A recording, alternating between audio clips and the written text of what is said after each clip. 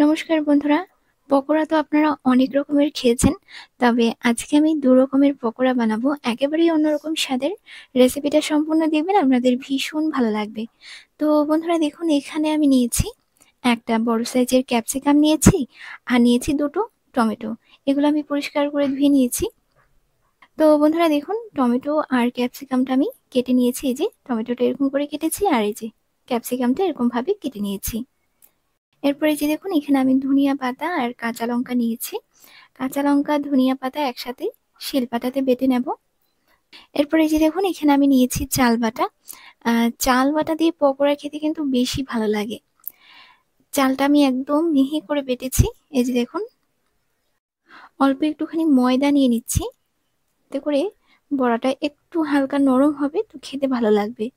এরপর নিয়ে নিলাম পরিমাণ মতো লবণ, পরিমাণ মতো হলুদ গুঁড়ো নিয়ে নিলাম, অল্প একটুখানি জল নিয়ে নিলাম। এখন এটাকে ভালো মতো মিশিয়ে নেব। আমি পকোড়াটা চাল বাটা দিয়ে তৈরি করছি।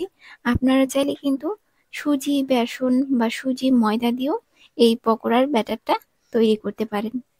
আর যদি চাল বাটা দিয়ে তৈরি করেন, তাহলে চাল বাটাটা গোলানোর সময় না একদম অল্প জল দেবেন। কারণ চাল বাটায় মানে অল্প একটু জল দিলেই অনেক পাতলা হয়ে যায়। তো প্রথমে একদমই অল্প জল দেবেন। তো আমি অল্প একটুখানি কালো জিরা নিয়ে নিলাম, আর একটুখানি জলও নিয়ে নিলাম। এখন এটাকে ভালো মতো মিশিয়ে নিচ্ছি। পকোড়াতে কালো জিরা দিলে খেতে অনেক ভালো লাগে। তো বন্ধুরা, ব্যাটার আমার রেডি হয়ে গেছে। আর এই যে দেখুন, ব্যাটারের ঘনত্বটা এই যে এরকম রেখেছি। আর এই যে দেখুন, ধনিয়া পাতাটাও আমি বেটে নিয়েছি। কাঁচা লঙ্কা, ধনিয়া পাতা একসাথে বেটেছি। এখন আমি এর মধ্যে নিয়ে নিলাম অল্প একটুখানি লবণ। এটাকে ভালো মতো মিশিয়ে নিচ্ছি। ধনিয়া পাতাটা বাটার সময়ও লবণটা নিয়ে নিতে পারেন। আমি শুধুমাত্র আপনাদেরকে দেখানোর জন্য লবণটা এখন মেশালাম। তো যাই হোক, দেখুন আমি লবণটা ভালো মতো মিশিয়ে নিয়েছি। এখন আমি ধনিয়া পাতাটা, মানে বাটা ধনিয়া পাতাটা টমেটো আর ক্যাপসিকামের মধ্যে নিয়ে নিলাম অল্প অল্প করে।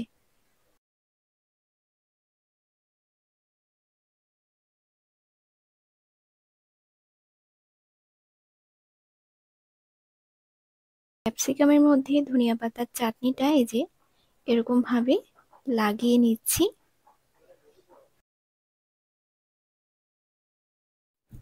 তো দেখুন বন্ধুরা, আমি টমেটো আর ক্যাপসিকাম ধনিয়া পাতার চাটনি দিয়ে সুন্দরভাবে সাজিয়ে নিয়েছি।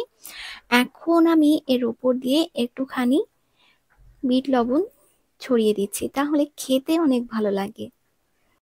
তো দেখুন, এটা আমার রেডি হয়ে গেছে। এখন আমি এগুলো একটা একটা করে এই ব্যাটারে ডিপ করব আর তেলে ফ্রাই করব।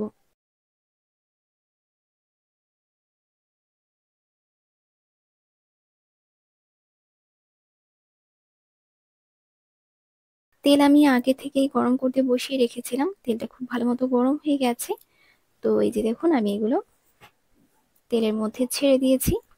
উল্টে পাল্টে এগুলোকে খুব ভালো মতো ভেজে নেব। আলুর চপ, চিংড়ির চপ, বেগুনি, সিঙ্গারা এগুলো তো খেয়েছেনই। একদিন টমেটো আর এই ক্যাপসিকামের পকোড়া এরকম ভাবে তৈরি করে খেয়ে দেখবেন, খেতে ভীষণ ভালো লাগে। ক্যাপসিকামের পকোড়াটা খেতে তো অসাধারণ লাগে, ভীষণ ভালো লাগে খেতে। তো দেখুন, এই সাইডগুলোতে ব্যাটারটা মানে সরে গিয়েছে, তো আমি একটুখানি ব্যাটার লাগিয়ে দিলাম।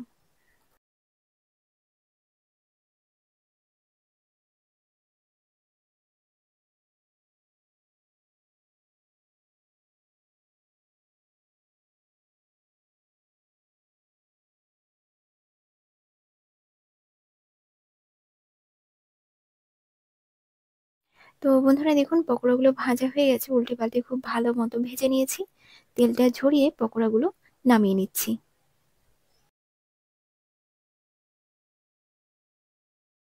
দেখুন বন্ধুরা, পকোড়াগুলো কত সুন্দর লাগছে দেখতে, আর খেতেও কিন্তু অনেক সুস্বাদু হয়েছে, ভীষণ মুচমুচে। যেহেতু চালের গুঁড়ো দিয়ে তৈরি করেছি, চালের গুঁড়ো দিয়ে যে কোনো পকোড়াই খেতে ভীষণ ভালো লাগে। তো বন্ধুরা, আর বেশি দেরি না করে আপনারাও ঝটপট বানিয়ে ফেলুন।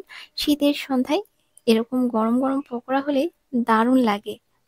আর বন্ধুরা, আমার চ্যানেলে চপ সিঙ্গারার রেসিপিও দেওয়া আছে। আপনারা আমার চ্যানেলে গিয়ে সেই সমস্ত রেসিপিগুলোও দেখে নেবেন, আপনাদের অনেক ভালো লাগবে। তো বন্ধুরা, এমনই সুন্দর সুন্দর শর্টকাট রেসিপিগুলো পেতে আমার চ্যানেলটিকে এক্ষুনি সাবস্ক্রাইব করে রাখুন।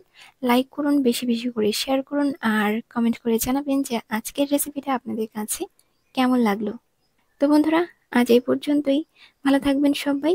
নমস্কার।